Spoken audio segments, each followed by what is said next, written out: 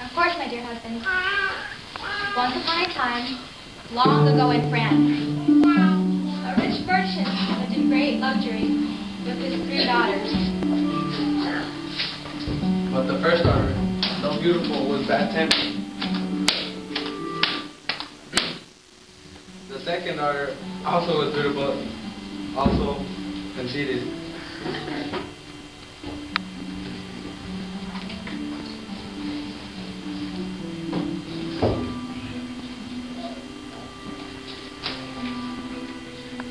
The third daughter was even more beautiful than her sisters. She was kind and generous and modest as well. She was loved by everyone. She was called Beauty.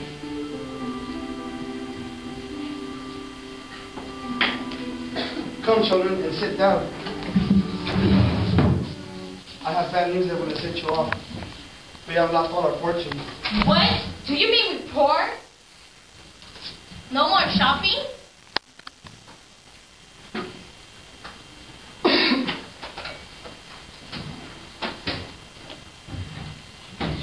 And then entered Belle.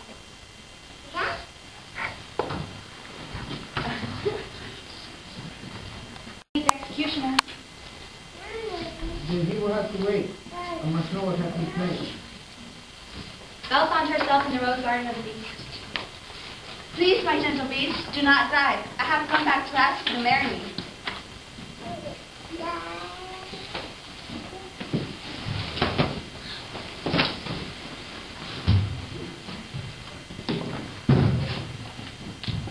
Who are you? Where is my good, kind beast?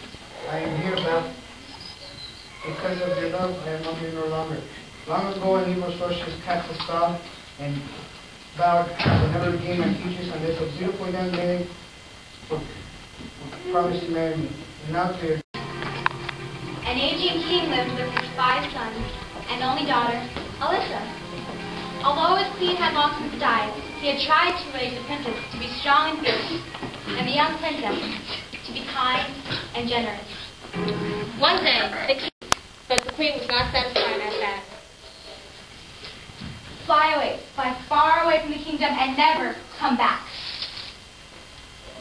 The council asked for the queen was not satisfied, and so she had also banished the gentle respect to give the purple side of the pride respect to the first. When the old king asked for his children, the wicked king was like,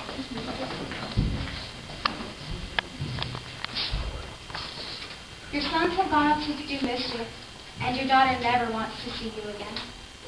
I could have gotten into that. Alyssa lived for years with the woodcutter's family, but never got.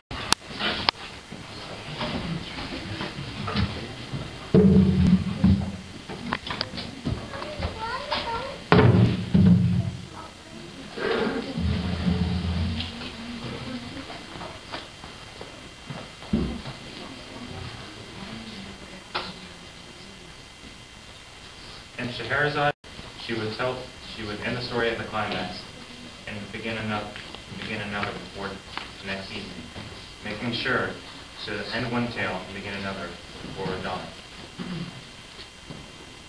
Then at last, after 1001 nights, she turned to the king after finishing a tale. There, I am quite finished. I have no more tales to tell you. Do you realize, sure, that it has been 1001 nights since we were married? But listen, there's someone at the door. It must be the executioner. At last, you can send me out to him.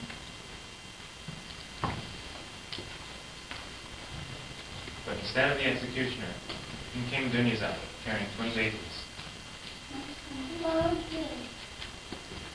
My dear husband, before you behead me, I must introduce you to my children, our children.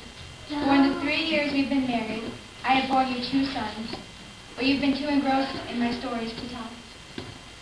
At these words, the king looked inside his heart and found it suddenly flooded with sunshine. He turned to Shahirizad and realized that because of her, he had lost his distrusted woman. He could never kill her now, for he himself could not live without her. So he sent away the executioner for good. And that very night, he begged Shahirizad to tell all of her stories again. And so she did.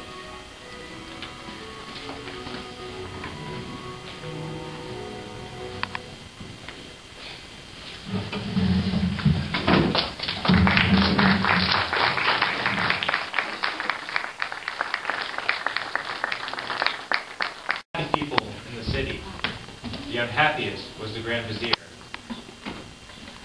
He hated finding new women for the king to marry and then execute. And he himself had 2 daughters. Many people grumbled behind his back. He has eyes for a daughter, but is blind to his own. The elder daughter of the Grand Vizier was named Shahirizad. Besides being good and beautiful, she was wise and learned. Father, you must let me be the next bride of the king. Shah, I'll leave my own shouts in around there. I have a plan. If it succeeds, we shall save the city. Bells? Then things will be no worse than they are now.